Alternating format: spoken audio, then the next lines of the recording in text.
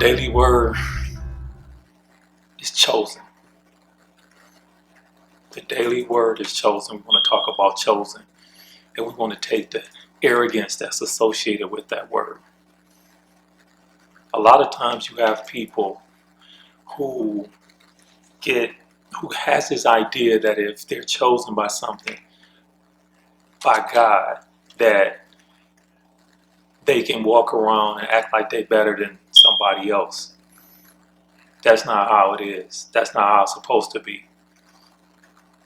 If you're lucky enough to be chosen or to be called to do something for the Lord, do it humbly, like Jesus did it.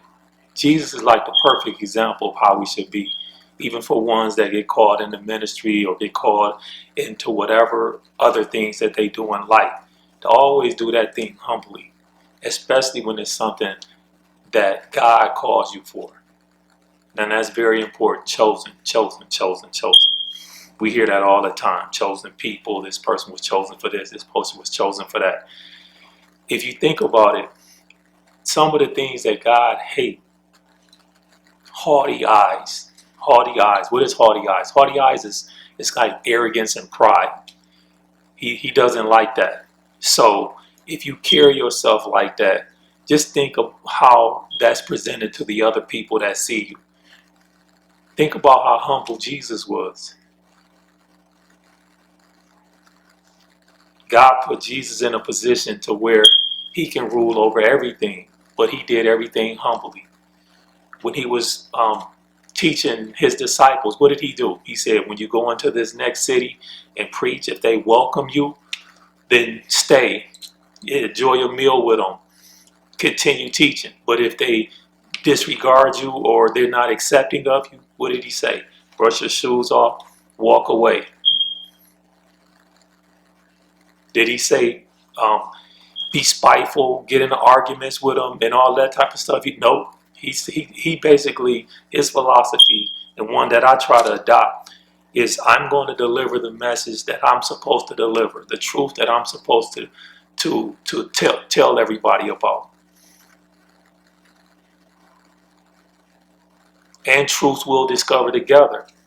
But at the end of the day, I'll speak the truth, but if you don't accept it or if it's something that you're not comfortable with or whatever the case may be, I'm not here to convince anybody to believe what I'm telling them. I'm telling you what I know. I know God is real. I know Jesus is real. And not only because the Bible told us so. I think when we last spoke, or when I last conversated or spoke on this topic, is a better way of saying it. It's something you have to feel. Like Jesus said, if you are of my Father, you will love me. So just think about that.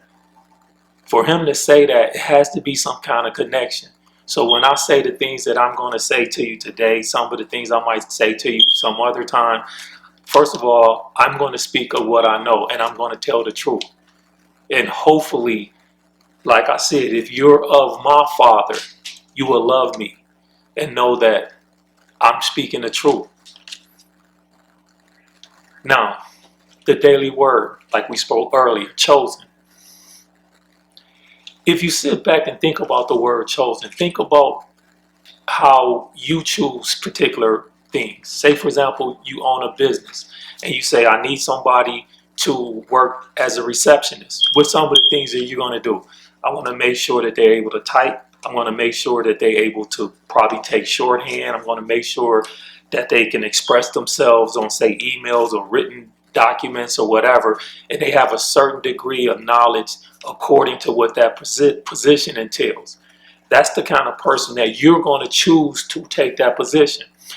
That same thing, use that analogy and relate it to how God chooses. God says, Moses, I want you to lead the people because I know you will do it the right way. Think about what Moses did. Moses grew up in royalty, and all of a sudden, somebody violated his people, and he put all of that or didn't care about none of that to go help the individual and killed somebody.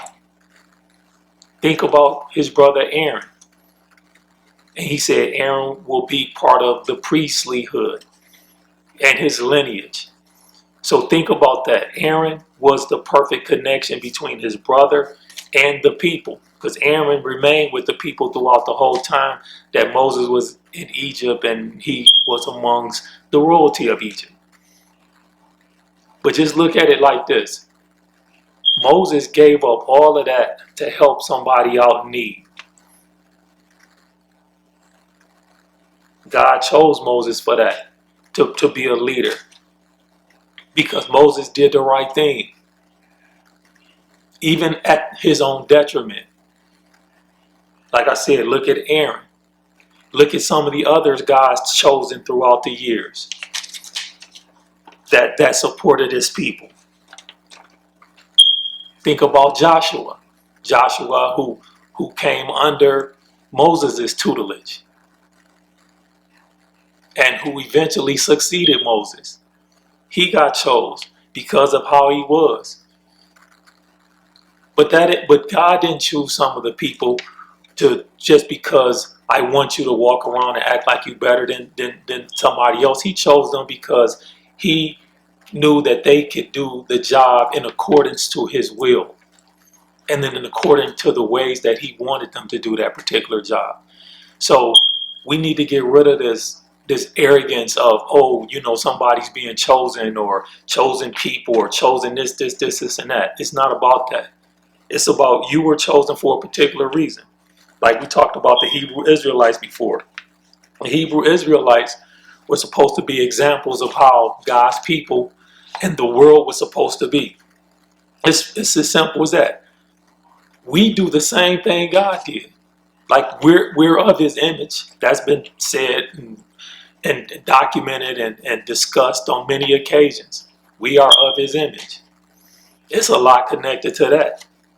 But if we take on some of the characteristics of God, just think about how we are with our own children. Say you got a kid, you got two kids. One of them is real athletic, been playing sports all his life, good at baseball, basketball, football, just a real good athlete.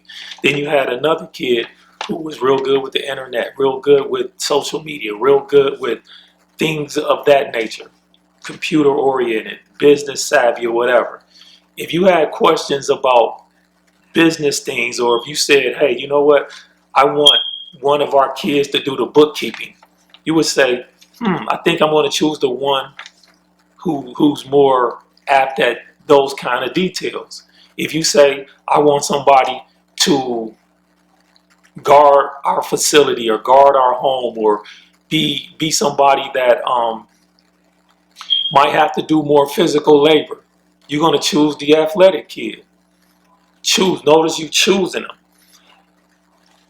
Do you love the first kid, the one that's real good with the computer, the internet, business savvy things, or do you love that child more than you love the one that's real athletic, that's strong or whatever? No, you don't. You love them both the same.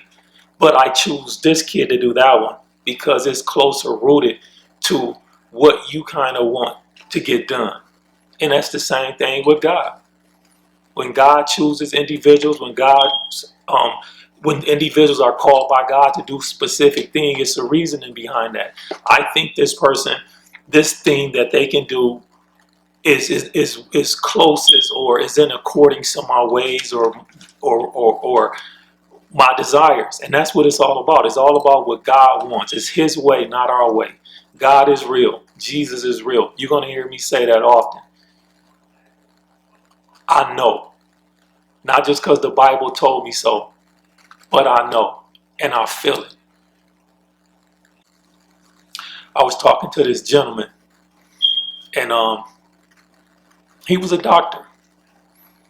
And because he was a doctor, everybody would come to him and ask him a whole bunch of things. And he was more like things not associated with medicine. Like, hey, do you know what's used to fix this car? What do you use to fix this carburetor? Or what do you use to fix this engine? And his doctor would always say he gets communicated like that often. Somebody thinking because he went to a good school and he's a doctor that he knows that he said, I don't know anything about a car. I mean, I know how to, certain things, I know how to change oil, real basic stuff. But if you start getting into details and the electronics of the car and taking out engines and doing all this extra stuff, I'm lost. But you have people that do that. That's a gift. That's a gift. Just like that doctor's gift. Hey, he studied medicine. He can perform surgery. He can do all of that. But that's his gift. That's what he's chose to do. This guy, that's a mechanic. That's what his gift is. There's no shame in that at all. There's no shame in nobody's profession. If you're good at something and it's natural, you're chosen to do that. Find where your gift, where your calling is, and try to excel that to the best of your abilities. Very important. Very important. That's one way, check, of us all being more comfortable with each other and loving each other.